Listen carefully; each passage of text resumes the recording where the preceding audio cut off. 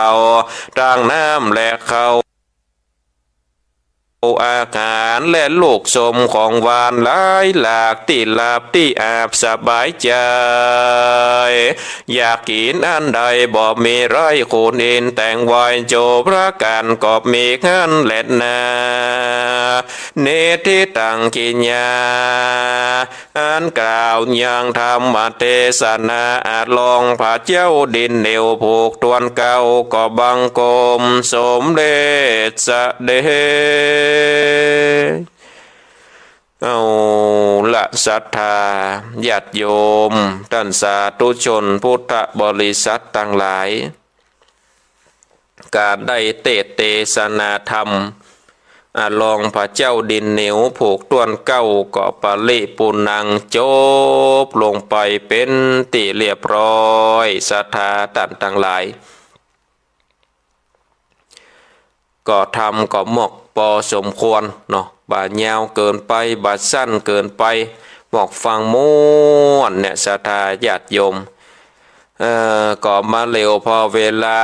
ตอนนี้ก็ตี 4 กับ 10 นาทีก็มีเวลาเหลืออยู่โอ้เหมือนกันเนาะศรัทธามีเวลาเหลืออยู่นักหลายก็จะได้สรุปเนื้อหาแจกความสำคัญอู้จาหัวข้อธรรมะคือกับศรัทธาญาติโยมท่านทั้งหลายได้สดับเข้าฟังกันแถมครั้งหนึ่งก็ฟังน้ำฟังธรรมแบบพื้นบ้านล้านนาแล้วก็ต่อไปก็ฟังสรุปเนื้อหาแจกความสำคัญของธรรมลองพระเจ้าดินเหนียวนะศรัทธาในธรรมนี้ป่นก็ได้กล่าวถึงปัญญาคติปราลาดก็ยากที่จะหู้ว่าปอยของจันตากุมารหรือว่าใจตุขตะน่ะจะมีคนไปห่วมงานนักก็เลยบอกฮืออามาตย์ว่าฮืออามาตย์นะไปพอลว่าปอยของใจตุขตะติอันธาตุวากนั่นน่ะมีคนไปนักแล้วก็ปิกมารายงานกับเนอนี่น้องอามาตย์เสนาก็ไปพอแล้วเนี่ยก็บ่หันอย่างซักอย่างคนก็บ่มีหันการปลัมพิธีหันใจตุขตะได้นั่งอยู่ขั้นกับนางกับคนเท่าหลังกดหลังคออยู่ขั้นเป็น3-4 คนคนก็บ่มีก็เลยปิกมารายงานนะปิกมารายงานมากราบทูลพระราชาคือพญาคติปราลาดเนี่ยมาบอกว่าโอ้ไวสาพ่อพญาเป็นเจ้าข้านี่ไปพอปอยของใจตุขตะนี่นะบ่มีไผสักคนหันแก่หัวหลัดจะวัดจัดตรงมีดอกไม้ประดับประดาอย่างนั้นนะคนก็บ่มีอันยังก็บ่มีก็เจ้าภาพนั่งอยู่หันก๊อกงอกไว้นี่พญาได้ฟังดังอันแล้วก็ชอบอกชอบใจศรัทธาไข้หัววัดปอยใจตุขตะน่ะบ่มีไผไปอย่างก็มาจัดปอยก้านปอยของเฮาเห็นหรอจากนั้นนี่พญาคติปราลาดก็ได้ลื่นเริงบันเทิงใจในปอยนะก็มีเจ้าบ้านเจ้าเมืองมาแอวดอกได้ในปอยมาแอวคนแต่หลายในบ้านในเมืองคนก็มากันเนาะพญาปอยหรอกโอ้โตพญาปอยคนแต่หลายในบ้านในเมืองก็มากันในธรรมนี้เพิ่นก็กล่าวถึงพญาอินทราธิราชหรือวัดดาวสักกะได้อยู่บนสวรรค์ชั้นฟ้านี่ได้ถึงเวลาแล้วลูกเมื่อนอโพธิสัตว์ได้ปั้มเปงสร้างบารมีก็ปากันก็เลยไปอาราธนาเทวบุตรเทวดาพญาอินทร์พญาพรหมพญายมมาลาดทูดหนักน้ำปรมัยไอ้ส่วนไปตอนนี้ถึงเวลาที่จะไปช่วยนอโพธิสัตว์แล้วต่างคนต่างก็แปลงขวดตาลมาห่วมงานต้นขวดตาลอันเป็นติบก็มีจำนวนนักศรัทธาพอเทวดาปนนักหรอกจนแม้กระทั่งว่าพญานาคก็ออกจากเมืองนาคเมื่อมาถึงเมืองมนุษย์ก็แปลงร่างกายร่างเป็นมนุษย์เป็นคนแห่ขวดตาลหลายหมื่นหลายแสนคน ถ ตึงต้นขวดตาลตึงตีก้องตีกองผมด้วยเข้าตอกดอกไม้ต่างก็มุ่งหน้าไปสู่พระธาตุเก่านอกเมืองฝ่ายเทวบุตรเทวดาก็โปรยปลายดอกไม้ปูชาพระธาตุแม้แต่ว่าหมู่เทวดาในอากาศต่างก็แถลงกายมาเป็นคนมันนักหนาป่าป้านเป็นอย่างมหาศาลต่างคนต่างก่อนนำเอาต้นขวดตาลเอาต้นดอกไม้ไปปูชาพระธาตุเก่าฝ่ายเจ้าบ้านตาหลายขันคนมานักมาหลายดังอันก็อดพอบ่ได้ศรัทธาญาติโยมก็เป็นธรรมดาเนาะเปิ้นแห่ก้องแห่กองแห่ละนัดปัดปีนมาต้องต่ำเนาะตึงฟ้อนเล็บตึงฟ้อนปุอันฟ้อนดาบสะปะไหนเต็มขวงไปโคนตาหลายก็อดพอบ่ได้หรอกว่าอดโต้เขาแห่อย่างล่ำเหลือมีตึงต้นขวดตาลมีตึงการละเล่นมันนักหนาปาป้านก็เลยปากันออกมาพอศรัทธาญาติโยมแล้วก็ยักคนทันเนี่ยที่อยู่ในป่าเนี่ยออกมาเนาะออกจากป่าจากดงมาก็เอาต้นขวดตาลมาแล้วก็ผ่านมาทางปราสาทของพญาคติปราลัดเจ้าบ้านเจ้าเมืองก็กลัวขบวนของยักษ์นี่ก็ปากันหนีตายคนตีคนตังกองทัพยักษ์เนี่ยศรัทธาญาติโยมไปที่ไหนตั้งใดผ่านไปตั้งใดที่นั่นก็เร็วก็แลกลงบ้านเมืองหรือว่าปอยของพญาคติปราลัดเนี่ยแตกกันวุ่นวายศรัทธาญาติโยมยักษ์ก็ไล่ย่ำคนกินคนผัวเมียก็หนีลูกหลานก็หนีไปพัดภาคกันไปเป็นตีเพราะว่ายักษ์หลกศรัทธาญาติโยมลงที่ไหนก็แตกก็แหลกก็งานก็แตกจ้าน่ะคนตะไหลก็หนีไปหมดศรัทธาญาติโยมกดตายลูกเนาะต่อเฮาก็จะเป็นได้หนีถ้าเป็นเฮานะเฮาก็หนีเนาะอันก็จะตายศรัทธาก็เลยได้ปากันหนีไปวุ่นวายได้ละต้นขวดตาลเงินหลายหมื่นหลายแสนละตึงกองตึงสว่าตึงสะปันต้นขวดตาลต้นกะละปะพืชก็หนีไปขนาดพญาคติปราลัดก็หนีตายเข้าไปลบอยู่ในคุ้มไม้บ่ศรัทธาญาติโยมถ้าบ่หนีพญาก็ตายเนาะก็จำเป็นได้หนีถ้าเจ้าตัวโลกกบาลก็มาร่วมงานนางตอหลานนี้ก็เลยเอาบัญชีคำลงบัญชีคำมาจดเอาลายหมายเอาชื่อคนที่ห่วมบุญจ่ายมผีบาลก็เอาปับคำมาจดลายชื่อบ่เฮือตกหายสูญไปฝ่ายเต้าสักกะพญาอินตามีตึงนางมเหสีเจ้าจันทกุมารแล้วก็พระลิญาเศรษฐีก็มานั่งจมจื่นยังบุญปารมีคนตาหลายก็ปากันมาพอเทวบุตรเทวดาก็มาไหวมาสามากราบไหวก็ด้วยอานิสงส์แห่งการได้ระลึกถึงคุณพระรัตนตรัยเนาะยึดมั่นเนาะยึดมั่นในคุณพระสลีสัพพัญโญพระพุทธเจ้าคุณพระสัทธรรมเจ้าคุณพระสังฆเจ้าเนี่ยตึงบัดตกถอยจ้าศรัทธาญาติโยมเฮาเป็นเจ้าพุทธนี่เฮาก็สมควรมันละนึกถึงคุณพระพุทธเจ้าคุณพระสัทธรรมเจ้าคุณพระสังฆเจ้าเป็นที่จ้างที่เพิ่งในจิตในใจในศรัทธาญาติโยมท่านทั้งหลายในจิตในใจได้อานุภาพของพระรัตนตรัยหรือว่าพระไตรลักษณ์คือแก้วเจ้าทั้งสามประการเนี่ยก็จะปกห่มรักษาเฮาท่านทั้งหลายเพื่อได้อยู่ดีมีสุขพระรัตนตรัยหรือว่าพระไตรลักษณ์นี่ศรัทธาญาติโยมท่านทั้งหลายก็ได้แก่พระพุทธพระธรรมพระสงฆ์คือพระแก้วเจ้าทั้งสามประการนะที่เฮาท่านทั้งหลายได้อู้เป็นภาษากำเมืองเนี่ยพระแก้วเจ้าทั้งสามประการถ้าเป็นภาษาไทยก็ชื่อว่าพระไตรลักษณ์หรือว่าพระรัตนตรัยหรือว่าแก้วเจ้าสามดวง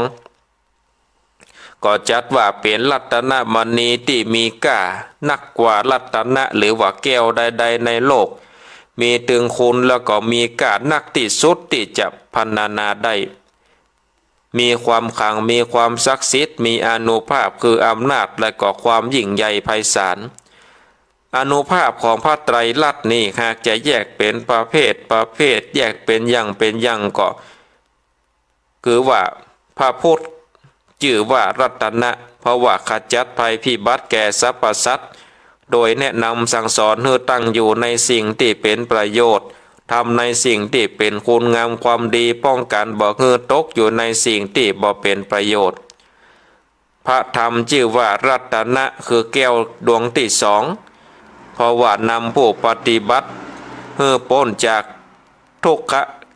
กันดารในภพแล้วก็ให้ประสบความแช่มชื่นใจอันเกิดจากการปฏิบัติตามสังฆรัตนะพระสงฆ์ก็คือแก้วแกนที่สามแก้วดวงที่สามพ่อทำผู้อุปถัมภ์บำรุงให้ประสบผลอันไพบูรย์ได้อานิสงส์สมดังความมักกำปรารถนากล่าวโดยสรุปก็คือว่าพระไตรลักษณ์มีอานุภาพในการกำจัดทุกข์กำจัดภัยกำจัดโลกแก่สรรพสัตว์นำให้เกิดสวัสดิมงคลให้เกิดสันติสุขและนำให้มีความมีโชคมีใจเรื่องอานุภาพของพระไตรลักษณ์นี่ก็เป็นสิ่งที่น่าเหลือเชื่อจะว่าไปนักก็บดีศรัทธาญาติโยมท่านหลายบางคนก็จะว่าเป็นเรื่องที่บัดน่าเชื่อเป็นเรื่องที่งมงายแต่หาไปนักถึงอานุภาพนั้นก็คนที่เปิ่นศรัทธานี่ก็ตั้งมั่นอยู่ในกุลของพระไตรลักษณ์ก็มีใจแน่วแน่แนบสนิทอยู่กับพระรัตนตรัยอยู่กับแก้วเจ้าทั้งสามประการผู้ที่เคยได้รับผลสำเร็จจากแก้วเจ้าทั้งสามประการด้วยตัวเก่าก็ย่อมเชื่ออานุภาพของพระรัตนตรัยโดยบ่มีความลังเลบ่มีความแปรบ่มีความเปลี่ยนแม้ว่าจะมีคนมากล่าวมาแสดงว่าพระรัตนตรัยนี่บ่มีอานุภาพหยังบ่มีกุลหยังอย่างอีคนที่มีความยึดมั่นมีความมั่นคงก็บ่รู้สึกคอยตามเพราะว่าตัวเก่าได้ประสบผลอานุภาพด้วยตัวเก่ามาแล้วบุคคลที่ได้รับผลจากอานุภาพของพระไตรลักษณ์นี่ย่อมได้รับผลโดยตรงก็มีโดยอ้อมก็ดีตัวเก่าหู้ก็ดีตัวเก่าบอกหู้ก็ดีแต่ว่าเมื่อไตร่ตรองโดยโยนิโสมนสิการหรือว่าด้วยปัญญาอันชอบแล้วย่อมหูได้อย่างชัดเจนคนที่ทำบุญทำกุศลสังสมไว้เป็นอเนกชาติตั้งแต่ชาติปัจจุบันจนถึงชาตินี้ย่อมมีโอกาสได้รับผลบุญนักกว่าคนที่ได้สั่งสมบุญเฉพาะชาตินี้ซึ่งเป็นเรื่องที่ยอมรับกันในหมู่ปฏิบัติธรรมว่าบุพเพกตปุญญตาคือความเป็นผู้มีบุญเคยทำไว้ในอดีตย่อมเป็นมงคลสูงสุดของชีวิตดังนั้นในศรัทธาญาติโยมท่านทั้งหลายถ้าเฮาได้กระทำป้อมเปงมาบุญตั้งแต่จัดแล้วจัดนี้เฮาก็ได้กระทำบุญเฮาก็ตั้งอยู่ในฐานที่สั่งสมบุญไว้ก็คือมีใจศรัทธามั่นคงอยู่ในพระรัตนตรัยอานุภาพของพระรัตนตรัยก็จะแผ่ปกห่มให้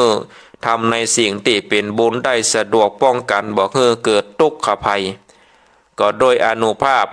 แห่งคุณพระแก้วเจ้าทั้งสามประการคือคุณพระพุทธคุณพระธรรมคุณพระสงฆ์มีอานุภาพนักศรัทธาญาติโยมยามใดที่มันมีทุกข์บ่สบายใจได้รับความทุกข์ลำบากได้รับความคับแค้นใจในเรื่องใดก็ดีก็คือเฮาตั้งหลายได้ตั้งสติมีความแน่วแน่มีความมั่นคงทำใจคือมั่นคงรับตาน้อมระลึกถึงคุณพระแก้วเจ้าทั้งสามประการแล้วก็สวดในใจระลึกถึงพระพุทธคุณก็คือบทอิติปิโสภควาไปจนจบแล้วก็ต่อด้วยบทพระธรรมคุณคือสวากขาโตภควตาธัมโมไปแล้วก็ต่อด้วยบทพระสังฆคุณคือบทสุปฏิปันโนเมื่อสวดอิติปิโสสวากขาโตสุปฏิปันโนจบแล้วก็นั่งสักกำหนึ่งนั่งสมาธิทำอย่างอี้ตลอดเวลาศรัทธาญาติโยมก็สามารถที่จะมีสติมีปัญญาได้พอยังหนทางแก้ไขความทุกข์นั้นได้อย่างชัดเจนหรือความทุกข์จะค่อยๆได้ขี้ได้คลายได้หายไปอันนี้คือยามใดที่มีทุกข์ยามใดที่มีภัยเกิดความสะดุ้งตกใจกลัว เกิดความหวาดเสียวเกิดผลหัวลูกปองใส่หยองเก้าอย่างเช่นว่าเฮาเดินไปไหนคนเดียวในที่มืดหรือต้องเผชิญหน้ากับภัยเฉพาะหน้าก็น้อมระลึกถึงคุณของพระแก้วเจ้าทั้งสามประการก็อย่างที่ว่าเนี่ยระลึกถึงคุณพระแก้วเจ้าสามประการด้วยบทของอิติปิโสสวากขาโตสุปฏิปันโนก็สามารถที่จะปกป้องกันทำให้ภัยนั่นได้หายไปหรือว่าจะภาวนาหัวใจกุลของพระแก้วเจ้าทั้งสามประการก็ได้ถ้าสวดอิติปิโสสุปฏิปันโนสวากขาโตสุปฏิปันโนมันยาวล่ำไปมันเกิดเหตุเพศภัยที่จะเผชิญต่อหน้าจะมาสวดอิติปิโสก่อนยาวล่ำไปก็ระลึกหัวใจเอาศรัทธาญาติโยมอิสวสุนี่สามคำได้นะอิสวสุนี่จำไว้เลยเนอะวันนี้ปั่นคาถานะศรัทธาญาติโยมวันนี้ปั่นคาถาเลยอิสวสุระลึกไว้อิมาจากหยังศรัทธาญาติโยมอิก็มาจากคำว่าอิติปิโสนั่นนะคือบทรวมมดของพุทธคุณในอิติปิโสจนถึงพระขวาติปะคืออิตัวเดียวนี่นะต่อไปคือสัวมาจากไหนมาจากสวากขาโตพระขวตาธรรมโมปัจจตุปัจจตังเวทิตาโพมิโยหิติปะคือสัวอยู่ในสัวนี่แล้วก็สุนี่มาจากสุปฏิปันโนพระขวโตสาวกสังโฆนะว่ากรรมเดียวนะอิสัวสุระลึกถึงคุณพระพุทธอิก็ระลึกถึงคุณพระพุทธเจ้าสัวก็คือระลึกถึงคุณพระสัทธรรมเจ้าสุคือระลึกถึงคุณพระสังฆเจ้าเนี่ยก็จะรอดพ้นจากยามเมื่อเขามีภัยยามใดที่มีโรคศรัทธาญาติโยมบัจจัยที่มันบัจจัยโรคเวรโรคกรรมนะบัจจัยจะว่าจะเป็นบอกว่าจะเป็นโรคตั้งกายจะเป็นโรคตั้งใจก็ดีหรือว่าโรคที่เกิดจากความอยากความหิวความโหยก็สามารถบำบัดได้โดยอานุภาพของพระแก้วเจ้าทั้งสามประการโดยการสวดมนต์ภาวนาและลึกถึงคุณสามบทอย่างที่ว่านั่นก็จะคือหลอดพ้นจากโลกนั้นอันตรธานหายไปขึ้นอยู่กับว่าความศรัทธาถ้าเฮาเชื่อมั่นเฮาเนี่ยแต่เฮาก็ได้แต่เฮาเชื่อมั่นเฮาเนี่ยบัดแต่ก็ได้สิ่งที่มันบัดแต่นะศรัทธาญาติโยมเพราะฉะนั้นเนี่ยมีพระแก้วเจ้าทั้งสามประการเนาะมีพระแก้วเจ้าทั้งสามประการเป็นที่จังที่เปิ้งและเลิกถึงคุณพระพุทธเจ้าพระธรรมเจ้าพระสังฆเจ้าถ้าอิสัวสุมันยังแยวลงไปก็พุทโธธัมโมสังโฆนะศรัทธาเป็นที่จังที่เปิ้งของเฮาเจ้าทั้งสามประการนี่ปัจจัยมีแต่ในสมัยปัจจุบันก็มันมีสมัยพุทธกาลมาแล้วศรัทธาญาติโยมผู้ที่ได้รับผลจากอานุภาพของพระรัตนตรัยนี่ก็มีบ่น้อยอย่างเช่นว่าท่านผู้หนึ่งเป็นถึงพระเจ้าแผ่นดินมีศรัทธาทำบุญสั่งสมมาตั้งแต่อดีตพอได้ยินคำว่าพระพุทธพระธรรมพระสงฆ์เต้าอั้นก็ชื่นใจแล้วก็พระราชทานรางวัลให้แก่ผู้ที่กล่าวถึงพระรัตนตรัยจำนวนมหาศาลยอมสละบัลลังก์เสด็จไปเฝ้าพระพุทธเจ้าพร้อมกับเหล่าอามาตย์บริวารเพื่อขอบวชกลางทางต้องผ่านแม่น้ำบ่มีเรือข้ามก็อธิษฐานจิตลำลึกถึงคุณพระแก้วเจ้าทั้งสามประการก็เกิดอัศจรรย์เดินข้ามแม่น้ำได้เหมือนเดินอยู่บนแผ่นดินก็โดยอานุภาพแห่งคุณพระแก้วเจ้าทั้งสามประการแม้ว่าพระมเหสีของพระเจ้าแผ่นดินพระองค์นั้นก็ทรงมีความศรัทธาเมื่อหูว่าพระสามีพระสวามีนี่เสด็จไปบวชแล้วก็ทรงมอบราชสมบัติให้พระนางครอบครองพระนางก็ปรารถนาที่จะครองแผ่นดินปรารถนาที่จะบวชเหมือนกันก็ได้เสด็จออกบวชตามพระเจ้าแผ่นดินไปตามผู้เป็นพระสวามีไปต่อมาทั้งหมดก็เป็นอริยบุคคลชั้นสูงสุดในทางพระพุทธศาสนาอันเนี้ยศรัทธาญาติโยมท่านทั้งหลายก็เป็นกุลแห่งพระแก้วเจ้าทั้งสามประการเนาะกุลของพระแก้วเจ้าทั้งสามประการคือพระพุทธพระธรรมพระสงฆ์นี่ย่อมรักษาคนที่มีความเชื่อถือมีความเชื่อมั่นอย่างที่ว่าตะกี้นะ เฮาได้สวดบนอย่างอาตมาภาพนำศรัทธาญาติโยมท่านทั้งหลายได้สวดอิติปิโสสวดสวากขาโตสุปฏิปันโนตั้งแต่ต้นรายการแล้วเพื่อหยังก็เพื่อได้ระลึกถึงคุณของพระรัตนตรัยเฮาเป็นชาวพุทธนี่เฮาบ่มีแก้วเจ้าทั้งสามประการอยู่ในจิตในใจเนี่ยโอ้นักแก่เนอะศรัทธาญาติโยมท่านทั้งหลายบ้านเมืองก็จะฮ้อนจากให้ชีวิตของเฮาก็จะฮ้อนจากให้ถ้าบ่มีพระแก้วเจ้าทั้งสามประการบ่มีพระพุทธบ่มีพระธรรมบ่มีพระสงฆ์เป็นสรณะเป็นที่เพิ่งขึ้นชื่อว่าเจ้าพุทธบ่ได้แต่เอาอย่างอื่นเป็นสรณะเป็นที่เพิ่งนี่โอ้อันนี้ก็ถือว่าเป็นสรณะนอกเหนือจากพระแก้วเจ้าทั้งสามประการเนี่ยศรัทธาญาติโยมวันเฮาหันข่าวเนาะยันวันสองวันที่ผ่านมาเนี่ยโอ้เฮาพอข่าวก็มีการเรื่องกะฆ่ากันยิงกันพิษกันบบกันตีกันก็เพราะอะไรหยังเพราะว่าคนเฮานี่ห่างเหินจากพระพุทธพระธรรมพระสงฆ์ขึ้นชื่อว่าเป็นชาวพุทธบ่ได้แต่ว่าบ่ได้เข้าถึงความเป็นชาวพุทธอย่างแท้จริงศรัทธาญาติโยมละอ่อนเนาะ4-5 คนนั่นเป็นหาลูกตำรวจก็มีไปฆ่าไปเนี่ยคือป้าคนหนึ่งเนาะไม่ยิงคนหนึ่งป้าคนหนึ่งซึ่งเป็นคนพิการนะพิการทางสมองนะปาการไปเตะไปลุมกระทืบเปิ่นไปปุ๊บเปิ่นจนเปิ่นตายศรัทธาญาติโยมก็กลัวความผิดเนาะก็เลยได้เอาศพนั้นไปโจ่งน้ำเนี่ยศรัทธาญาติโยมละอ่อนอายุ13 14 15เฮ็ดได้เนี่ย4-5 คนก็ไปฆ่าคนเหียก็เปิ่นสืบเปิ่นสวนมาก็เป็นว่าละอ่อนมูนี่นี่เป็นละอ่อนที่สร้างกับความเดือดร้อนนี่โลสร้างกับความเดือดร้อนให้คนในหมู่บ้านบ่ใครค่ำใครเฮียนไปโรงเรียนก็บ่เข้าเฮียนโดดเฮียนไปเอวกันเนี่ยบ่มีแก้วเจ้าทั้งสามประการเป็นที่จังที่เปิ่งในศรัทธาก็นำความทุกข์ฮ้อนมาเนาะบ่จะมากับตัวเก่าบ่ได้ประเด็นนี่ทุกข์ฮ้อนไปเขาปอกแห่แม่ปุนาศรัทธาญาติโยมท่านทั้งหลายเนี่ยเพราะฉะนั้นหาท่านทั้งหลายนี่ได้ฟังอยู่ในเจ้าวันนี้ก็มันระลึกถึงคุณอิติปิโสสวากขาโตสุปฏิปันโนหรือว่าระลึกในใจอิสวสุอิสวสุอิสวสุอีกก็ได้หรือว่าจะภาวนาไปเป็นนิดก็คือถึงพุทโธพุทโธพุทโธพุทโธเนี่ยแปลว่าผู้รู้ผู้ตื่นผู้เบิกบานเฮาระลึกถึงพุทโธพุทโธเฮาก็จะเป็นผู้รู้ผู้ตื่นผู้เบิกบานธัมโมธัมโมธัมโมไปก็ได้สังโฆสังโฆสังโฆไปก็ได้ว่ากลัวมันหลงก็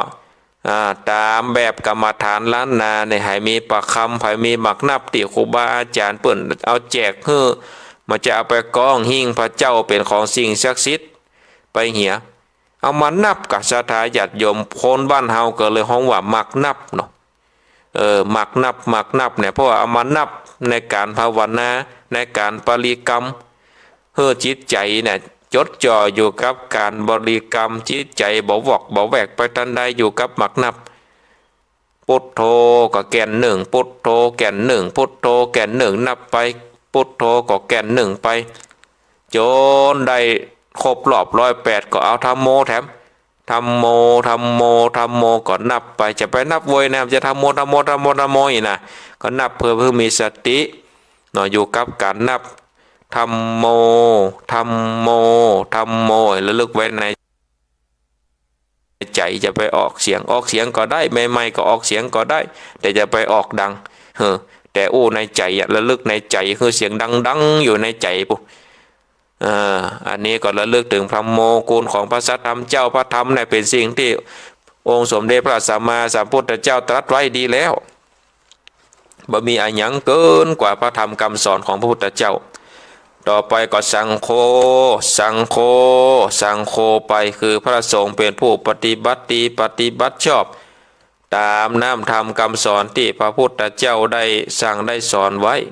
เนี่ยศรัทธาญาติโยมคุณของแก้วเจ้าทั้ง3ประการก็จะปกปักรักษา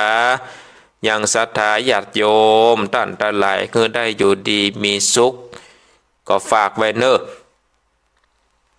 ศรัทธาญาติโยมท่านทั้งหลายก็ฝากไว้ในมาเจ้านี้ว่ามีกุลพระแก้วเจ้าทั้งสามประการเหมือนกับจาตุคตะนะเนาะเพิ่นยึดมั่นอยู่ในกุลพระแก้วเจ้าทั้งสามประการก็ปั้นภาษาโหบเจ้าจากดินเหนียวก็ไหวได้ศรัทธาญาติโยมเนาะมีเทวบุตรเทวดาพญาอินทร์พญาพรหมพญายมมาลาดโคตรนักน้ำปรมัยไอสวนได้มาจ้อยเนี่ยโดยอานุภาพของยึดมั่นถือมั่นมีความมั่นคงต่อพระรัตนตรัยอันนี้ก็เป็นตัวอย่างจัดดีนะในธรรมศรัทธาญาติโยมเอามาเร็วพอเวลาขณะนี้ก็ตี 4:34 นาทีก็มีเวลาเปิดจ่ายอยู่ประมาณ20 นาทีเนาะประมาณ20 นาทีก็จะเปิดจ่ายให้กับศรัทธาญาติโยมท่านสาธุชนพุทธบริษัททั้งหลายได้โทรมาแจ้งผลการนับฟังโทรมาโทรมาจะฟังอยู่ที่ไหนคลื่นชัดเจนดีหรือว่ามีปัญหาทางระบบอย่างใดก็สามารถโทรมาโทรมาโทรมาแจ้งผลการนับฟังได้เนอะศรัทธาที่ฟังอยู่ทางสถานีวิทยุก็ดีฟังทางระบบอินเทอร์เน็ตก็ดีหรือว่าฟังในเฟซบุ๊กของอาตมาภาพก็ดีก็สามารถโทรมาได้เนอะศรัทธาญาติโยมโทรมาแจ้งผลการนับฟังโทรมาโทรมาได้ที่เบอร์โทรศัพท์0865878177 0865878177อยู่ที่ไหนตั้งใดก็โทรมาได้เนอะศรัทธาก็ว่าอาตมาภาพเต้ทำคนเดียวกันดักปิงยิงวอยกะ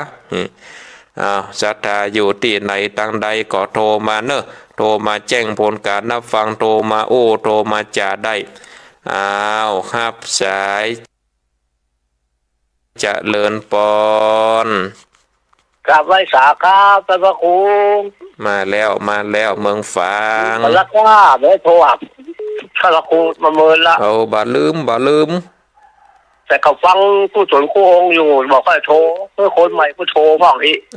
คนเก่าก็โทรมาได้กะครับผมพระครูสบายดีเนาะสบายดีครับผมเป็นกำลังใจพระครูเสมอเด้อครับอาจารย์ครับผมโมทนาครับผม0865878177สายลุดไปเห็นแล้วเข้ามาแถมกำเนอะ0865878177ฮับสายเจริญปอนเจ้าสาธุเจ้าจากที่ไหนเวียงหนองล่องตันจางเจ้าเวียงหนองล่องเนาะเจ้าแม่น้องชัดเจนดีเนาะชัดเจนดีเจ้าจะตุโมทนาเจ้าสาธุเจ้าบุญรักษาหับสายต่อไปเจริญปอนแกใต้สาเจ้าท่านพระครูมาแล้วพูดที่แล้วมันลืมมารับลืมตื่นว่ารับลืมตื่นไปเหี้ยเจ้าเปิดท่านพระครูจบไปแล้วแล้วฟังย้อนหลังเจ้าฟังย้อนหลังแล้วเจ้าชัดเจนดีนะพระบาทโดมวันนี้อันเมืองฝางใช้ประการดังชัดเจนดีเนาะเจ้าไหว้สาเจ้าสาธุโมทนา0865878177เจริญปอนเจ้าแต่ไหว้สาเจ้าท่านพระครูแม่สุกเกี้ยวศิลพรสิทธิมันห้องละปูนเด้อได้ไหว้พระพุทธคุณธรรมคุณสังฆคุณโดยท่านพระครูแต่เจ้ามาแล้วเด้อเจ้าเด้อถามพระเจ้าดินเหนียวนี่มาเดนี้ผูกก้นเก้าแล้วเนาะเลยแถมผูกเดียวก็จะจบแล้ว เจ้าครั้งแหมถูกวันนี้ได้เดี๋ยวคาถาคุณเด้อ นั่นนะกา อิสะสุอิสะสุเจ้าพุทโธธัมโมสังโฆนะเจ้าอ๋อเป็นบุญเป็นกุศลเด้อตื่นมาก็ได้ยินเสียงน้ำเสียงธรรมนะเจ้าขึ้น98.75วัดห้วยทองซักชัดเจนนี่เด้อท่านพระครูเจ้า สาธุโมทนา ไว้สาธุสาธุเจ้า เอาครับสายต่อไปเจริญปอน ให้ขาเข้า จากที่ไหน มาสมบูรณ์บ้านไหลศิลาทองอำเภอเมืองจังหวัดลำปางเจ้า บ้านไร่ศิลาทอง เจ้าอำเภอเมืองจังหวัดลำปาง แม่ฟังบุญญาวาสนะเนาะ เจ้าบุญญาวาสเจ้า บุญญาวาสก็ชัดเจนดี เจ้า ฟังแต่เจ้าแล้วก็ เจ้าเขาเหนือเจ้าแล้วทั้งไปเห็นรักหยิบมา รับเงียบ สอง เอายังดีกับตุนตันน่ะเนาะตื่นมา2 โมงไปแล้ว เอานั่นนะกะเอาไปฟังกันพ่องรับกันพ่องก็เป็นธรรมดาเนาะ เขาวันหยิบได้แล้วเขาหัวได้เนาะ นั่นนะกะ ทั้งไปสมอนเขาหัว อันนี้ก็ม่วนไปเนาะ เจ้า สาธุโมทนา เจ้าไว้ค่ะ บุญหักษาครับสายต่อไปเจริญปอน พระสาเจ้าท่านพระโคแม่พังอยู่เนอจากลำปางแม่น้อยอุตุลีมันไหลนั้นน้อยแม่พังทำตลอดเลยเจ้า สาธุ สาธุไว้สาเจ้า ชัดเจนดีเนาะ เจ้าชัดเจนดีพังบุญญาวาสเจ้า สาธุฟังกันไปเรื่อยๆนะแม่เนอ เจ้าแม่พังทุกวันพุธนะเจ้า สาธุบุญหักษา สาธุเจ้าสาธุเจ้า 0865878177เจริญปอน สาธุแม่พังอยู่เนอ มาจากที่ไหน แม่ศรีวิไลปรานดอยสะเก็ดเจ้า แม่ศรีวิไล เจ้าฟังตั้งแต่เจ้าแล้วเจ้า ไหวพระตัวกันแล้วเนาะ เจ้าเจ้า สาธุบุญหักษา เจ้า เจริญปอน มาจิตใจเจ้าย ายพรยายพรวันนี้รับละก็ยายพรวันนี้ รู้ไหมฮะก็จ่ายตังค์ดูจืดเปิดthì nói cho chốt เพราะว่าดีกะโทรมาตันอยู่นี่ chắc thì รับลืมตื่นกะ chắc lúc tin เป็นหยังก็ยังตันโทรยังแควนกะเนาะ dạ phụ sao bay gì ส đó บายดีฝนตกก็สั่นกำแพงดอกคืน nói gì đấy sao hả bữa giờ hải giác thì แล้วก็จะหมอกกันนะกะเนาะหาเชฟอ่ะ quá rồi sao hải giác thôi นั่นนะกะ nhưng sao vậy ạ đâu สาธุโมทนาเนอะยายพรเนอะ thôi mấy cái sàn สา chào ธุ0865878177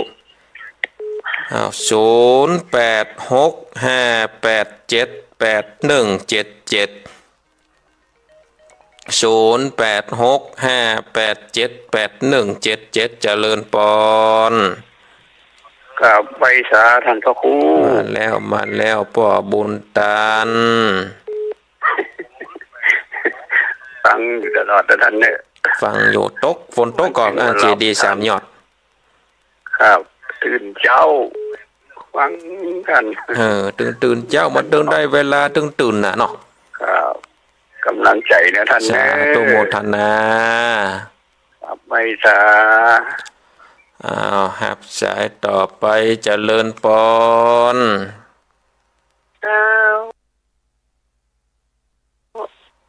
อันมาจากเมลิมเจ้าท่านพระครูเจ้าถ้าเฮาสวดตัวอันขับนี่เป็นหยังก็เจ้า โอ้บ่เป็นหยังแม่ จำดีกะมันจะปลาเปิดจะปลาเขาสูตรด้วยลูกเนาะเจ้าอันเจ้าอันอันนี้ในโทรทัศน์กูคือนะเจ้าโอ้ดีละกะดีแล้วดีแล้วมันมีฮันโมดอะเจ้าธรรมจักรอย่างมันสอนมีหลายอย่างโอ้ดีละกะชุดยอดละเนาะเขาสูตรคนเดียวเนี่ยเติดจังหลงจะลืมผ่องขี้ค้านผ่องเนี่ยกะเขาสูตรโดยปุ่นในปุ่นนำมาสูตรบดได้เขาก็สูตรมันก็เปลี่ยนความเพียรเขาเนาะอ๋อเป็นอย่างนี้เนาะก็เป็นอย่างแม่ดีคำมาเจ้าตึงเปิดเป็นสวดทำหมดวัดเจ้าก็อย่างสิ่งมาสอนอย่างเป็นมีฮันโมดโอ้ดีละกะดีแล้ว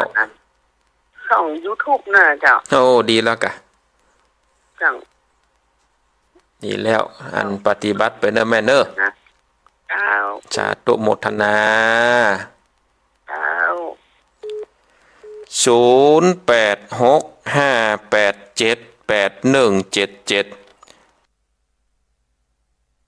0865878177เจริญปอนอาจารย์เจ้าขอถามท่านน้อยจากที่ไหนแม่ปูคาสังกำแพงเจ้าแม่ปูคาแม่ว่าได้โรคกรรมเขาจะเชื่ออย่างไรเจ้าโรคกรรมเนี่ยเนาะเดี๋ยวจะฟังในวิทยุนะแม่เนอะเจ้าจะตุฟังกันไปครับสายเจริญปอนไปสามอาจารย์จากที่ไหน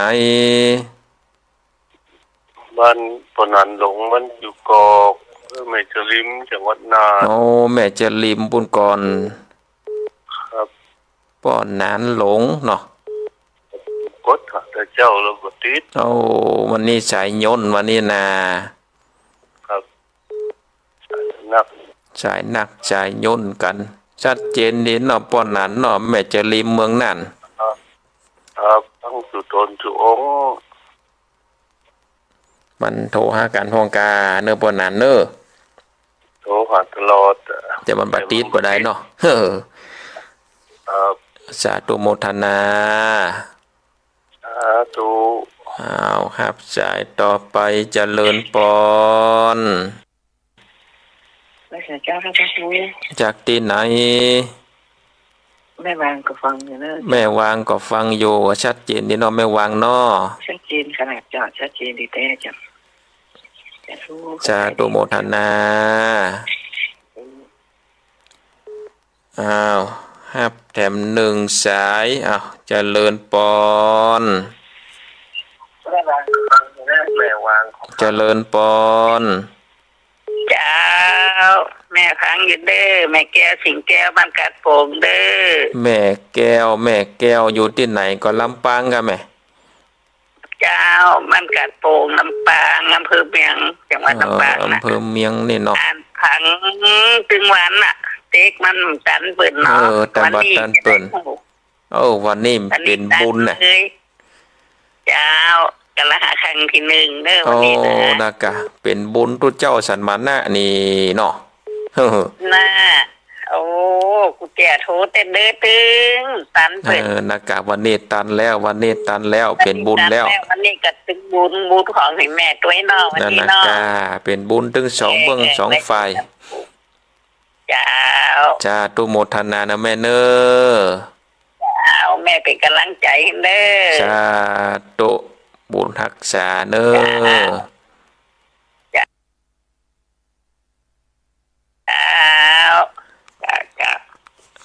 แถมหนึ่งสายได้15เจริญปอนไปสาครับท่านพระครูครับในความก็อยู่ตัวเจ้าเหมือนกันทั้งเหตุนั้นประเสริฐฟังแล้วก็มีสาระประโยชน์นี่เนาะที่พระครูเทศไปสมมติเรื่องที่พ่อพิมพ์ใจแต่เนาะลองทำคำสอนเนาะอันคนได้นับถือนักเจ้าสาวสันมันก็จะมีความเจริญคำนอกนักกาชัดเจนได้เลยอันพระครูครับชัดเจนดีฟังแต่เจ้าแล้วเนาะปานนั้นเนาะครับหนาวทอดแล้วครูน่ะก็หนาวมันหน่อยนะฝนตกก็เมืองนั่นแต่ว่า บนโต๊ะครับ โอ้ทั้งเพศนี่ตกน้อยเนินแต่ว่านะ ครับของพ่อครูได้อยู่ดีมีชุกนะอย่างมีหน่วยไฟครับได้เสียงเป็นวัดอยู่ครับเนาะ นั่นอากาศเสียงอ่ะดังมันบ่อากาศมันเปลี่ยนนะครับ ของถูกพระครูอยู่เย็นเป็นอันยังไปหลงลมใส่กระบอกกระใบครับ สาธุโมทนา ไปสาครับ ขออนุญาตยกหูก่อนเนอศรัทธาญาติโยมเพราะว่ามีอันอย่างก็มีคำถามเนาะมีคำถามมาก็จะตอบคำถามไปก่อนเหลือเวลาแถม5 นาทีตันอยู่เนาะตอบคำถามก็มี1คำถามแต่จริงๆ2คำถามตะกี้ก็ตอบไปแล้วสรุปสายก่อนเนาะสรุปสายก่อนมีทั้งหมดอยู่15สายในวันนี้ก็มีสายแรกจากป้อน้อยบุญปันอำเภอฝางสายที่2จากแม่น้อมเวียงหนองล่องบ้านตาจ้างสายที่3จากแม่สีทรชัยประการสายที่4จากแม่สุกแก้วบ้านสีเตี่ยศรีลาพรอำเภอบ้านโฮงสายที่5จากแม่สมบูรณ์บ้านไร่ศิลาทองจังหวัดลำปางสายที่6จากแม่น้อยอุตุดีบ้านไร่นานน้อยจังหวัดลำปางสายที่7จากแม่ศิวีไลบ้านปานลานดอยสะเก็ดเด็ดสะกอย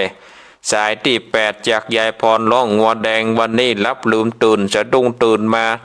เตะทำจบพอดีกดโทรศัพท์ตั้นอยู่ในกับยายพรเนี่ยได้ออโต้นักเก็ตแน่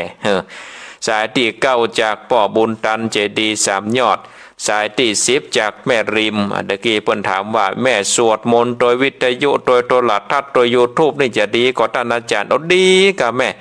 เนี่ยใจเทคโนโลยีให้เป็นประโยชน์ดีกว่าไปพออย่างอื่นเนาะอันนี้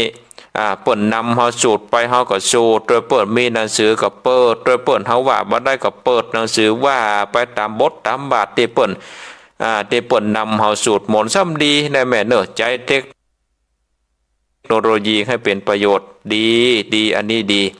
สายที่11จากแม่ปูคาสันกำแพงอันนี้มีคำถามสายที่12จากป้อนนันหลงแม่จะริมเมืองน่านสายที่13จาก